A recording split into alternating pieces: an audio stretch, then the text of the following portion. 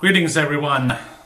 Lately, the Wuhan coronavirus epidemic is becoming serious, and the confirmed cases of the ones being infected is on the rise.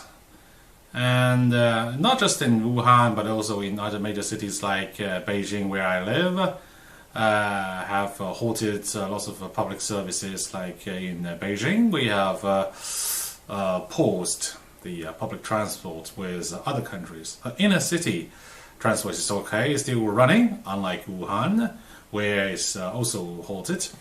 In Beijing, if you want to travel to other cities by coach, is not the case. It cannot be done. And the festive fairs have been cancelled as well.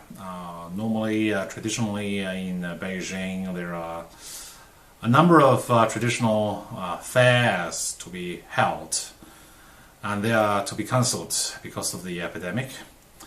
A film, a blockbuster produced by a Chinese producer, have been changed to air online instead for free. Of course, it's not really for free. It's procured by the internet portal website, but it's free for the audience. And a large number of doctors, professionals, have been mobilized to the city of Wuhan from other cities, as well as the army. And in my opinion, there are pros and cons of this issue, actually. Of course, let's look at the negative sides. There are quite a large number of them, let's say, for educational institutes like colleges, universities, primary schools, secondary schools. It is almost sure that there will be a postponement of the next term, since the epidemic will not be finished that soon, and the educational institutes are afraid of making more students to get infected, so it has to be postponed, supposedly. And for companies, that might be also the case. But I'm not very sure yet, since the Chinese Lunar New Year holiday is still ongoing. The economy will be, of course, impacted with a negative side. The economy will be slowed down a little bit further, maybe. And there's also a public panic. Of course, the public media of different kinds are trying to comfort citizens that everything will be all right. But there are always some kind of panic caused by among citizens, and they're not totally controllable.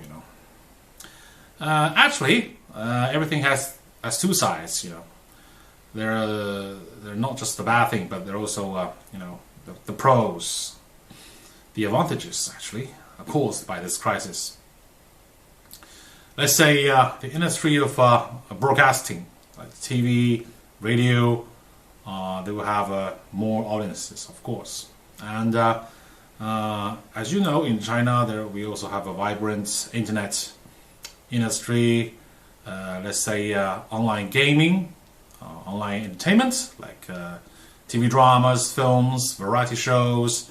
A large number of them are aired online, to be honest. And in this case, under this scenario, there will be a larger audience, definitely.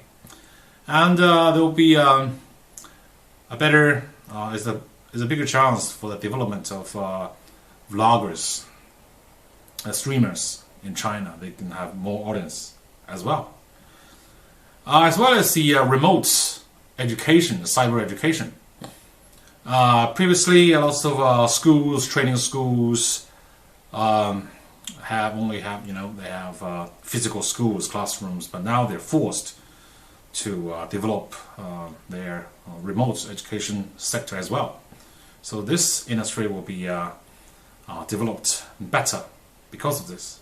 And also, previously in my previous episode, I have already talked about online shopping, as it is already a very big market in China, in mainland China, and of course it will be even bigger because the epidemic. People cannot go outside to conveniently go to the shopping malls. Instead, they have to look at the computer screens. They have to look at the mobile phones to do the shopping. So, in this case, we can see every crisis is also an opportunity. It really depends on you, how you judge it, how you can make use of it to make you even better. So I'm still optimistic about the future of this epidemic. I think it will be solved. Maybe it will take a few months at most, but after that, the Chinese government will accumulate more experience, in dealing with this kind of epidemic, and there will be a brighter future, actually. Okay, that is my personal thoughts, and that's how it's going on, what's going on in China about the coronavirus issue. And I might record more about it in the future, if necessary. Okay, see you in the next episode, and so much for today.